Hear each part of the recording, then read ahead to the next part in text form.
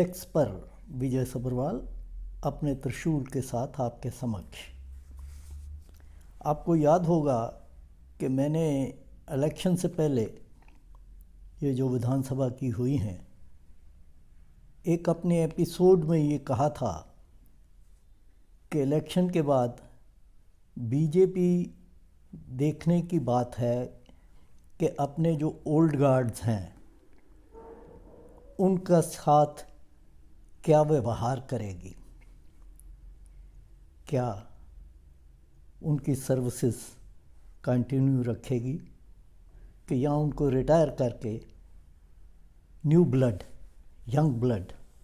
लाने की कोशिश करेगी। अब जब 3 मेजर स्टेट्स जो हैं, मध्य प्रदेश, राजस्थान और छत्तीसगढ़, इसमें बीजेपी की जीत हुई है, तो इस जीत के साथ बीजेपी के लिए एक सरदर्दी ये भी हो गई है कि इन तीनों स्टेट्स में चीफ मिनिस्टर की पोस्ट के लिए जम के टसल चलेगी। और ये इसलिए भी है कि 2 स्टेट्स जो हैं, स्पेशली मध्य प्रदेश और राजस्थान, वहाँ के जो बीजेपी के पुराने मुख्यमंत्री रहे हुए, मध्य प्रदेश में तो चीफ मिनिस्टर जो हैं वो शिवराज चौहान जी तो कंटिन्यू ही कर रहे हैं, लेकिन राजस्थान में वसुंधरा राजे जो वहाँ की 3 बार चीफ मिनिस्टर रह चुकी हैं, वो अभी भी काफ़ी स्ट्रॉन्ग है। ये वो नेता हैं जो अटल बिहारी वाजपेयी और अडवाणी एरा के माने जाते हैं, और जिस प्रकार की पॉलिटिक्स इस समय नरेंद्र मोदी जी और अमित शाह, जिनको गुजरात लॉबी कहा जाता है, वो कर रहे हैं, उससे ये लगता है कि वो जल्दी से जल्दी उस एरा के लोगों को, अडवाणी एरा के लोगों को शिफ्ट करके एक नया चेहरा हर स्टेट को देना चाहते हैं। लेकिन पॉलिटिक्स में कई तरह की मजबूरियां भी हो जाती हैं। अब उन्हीं मजबूरियों की वजह से मैं ये सोच रहा हूँ कि बीजेपी अब क्या करेगी। बीजेपी की जो सोर्सेज हैं, उनसे जो मुझे इन्फॉर्मेशन मिली है, उससे लग रहा है कि मध्य प्रदेश में चाहे मोदी जी ने अपना चेहरा ही सामने किया इलेक्शन के लिए, और उस समय इलेक्शन के दौरान चीफ मिनिस्टर जो मध्य प्रदेश के हैं चौहान जी, उनको साइड ट्रैक किया, और बल्कि किसी स्टेज पे तो ऐसा लगने लग गया था कि जैसे उनको रिजेक्ट करके बीजेपी इलेक्शन लड़ रही है। लेकिन कुछ समय के बाद कुछ चेंजेस हुई और उनको एक दफ़ा फिर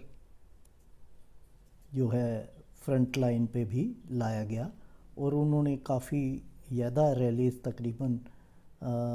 100 के करीब रैलीज़ की। और इलेक्शन रिज़ल्ट आने के बाद शिवराज चौहान जी ने अपने लहजे में मोदी जी की तारीफ़ की, और साथ लगे हाथ उन्होंने होम मिनिस्टर अमित शाह जी की भी तारीफ़ कर दी। तो ये एक माना जा रहा है कि सिग्नल है कि वो उनके साथ अपने जो रिलेशन, जिसमें थोड़ी बिटरनेस इलेक्शन से पहले और कैंपेनिंग के दौरान आई, उसको वो सॉल्व करना चाहते हैं, उसको निपटाना चाहते हैं। और साथ ही साथ उन्होंने अपनी पहली जो प्रेस कॉन्फ्रेंस या प्रेस से बात करते हुए उन्होंने कहा, उसमें अपनी जो उनकी फेमस स्कीम रही लाडली बहना, उसका जिक्र करके उन्होंने ये कह दिया कि यही स्कीम थी जो कि बीजेपी को जिताने में कामयाब रही। इस स्कीम के तहत गरीब औरतें, मैरिड वुमेन जो हैं, उनको हर महीने 1250 रुपये दिए जाते हैं। और चीफ मिनिस्टर चौहान जी ने कैंपेनिंग के दौरान ये भी ऐलान कर दिया कि अगर वो चीफ मिनिस्टर दोबारा बन के आ गए, जो कि 5वीं बार होगा, तो वो इस अमाउंट को 1250 से बढ़ा के 3000 रुपये तक ले जाएंगे। तो इस प्रकार उन्होंने अपने आप में एक जो दिखाया कि वो अभी भी लीडर हैं और अभी भी वो अपना वर्चस्व मध्य प्रदेश में रखते हैं। तो इन हालात में जो सोर्सेज हैं मेरी बीजेपी की, वो उनका मानना ये है कि मध्य प्रदेश में हो सकता है कि बीजेपी की जो लॉबी है, गुजरात लॉबी, वो पार्लियामेंट की इलेक्शन होने तक, जो कि 2024 में ड्यू है, अप्रैल से ऑनवर्ड, तब तक कोई चेंज मध्य प्रदेश में ना करके शिवराज जी को ही चलने दें, और अगर कोई चेंज करना हुआ तो उसके बाद देखा जाएगा, जो कि मुझे लगता है कि फिर वो पॉसिबल नहीं होगा। चाहे मोदी जी जीत कर आ भी जाएं, तो क्योंकि वहाँ मेजॉरिटी शिवराज जी की इतनी है एज़ कंपेयर टू कांग्रेस जो नंबर 2 पे है, कि फिर उनको हिलाना बड़ा मुश्किल हो जाएगा।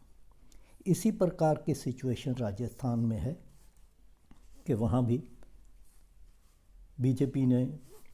कई एमपी वहाँ इलेक्शन में भेजे थे, जिस प्रकार उन्होंने मध्य प्रदेश में भेजे थे, और वो जितने भी एमपी वहाँ जीते हैं वो सारे यही उम्मीद कर रहे हैं कि वो भी चीफ मिनिस्टर कैंडिडेट हैं। लेकिन वहाँ जो बीजेपी की पुरानी नेता है वसुंधरा राजे, वो वहाँ की चीफ मिनिस्टर भी राजस्थान की 3 बार रह चुकी हैं। वो अपना चीफ मिनिस्टरशिप के लिए ठोक रही हैं, और जो एक जयपुर रॉयल फैमिली पुरानी जो हैं, उनके साथ एसोसिएट है, जिनकी एसोसिएशन उसी परिवार से हैं, दिव्या कुमारी, जिनको ये BJP high command Modi ji चाहते थे कि अगली चीफ मिनिस्टर बनाया जाए, शायद वहाँ भी वो शायद ना कर पाएँ। हालांकि वसुंधरा जी और शिवराज चौहान जी में फ़र्क ये है कि शिवराज चौहान सेंट्रल जो हाई कमांड है उसके साथ कन्फ्रंटेशन नहीं लेते, जबकि वसुंधरा राजे जो है वो देखा गया है कि सेंट्रल लीडरशिप को वो कई दफ़ा ओवरलुक करती हैं और कन्फ्रंटेशन में भी आ जाती हैं, और ये इस बार इलेक्शन के दौरान उससे पहले भी सरफेस पे खुल के आ गया था, और इसीलिए लोगों में ये अफवाहें चल रही थी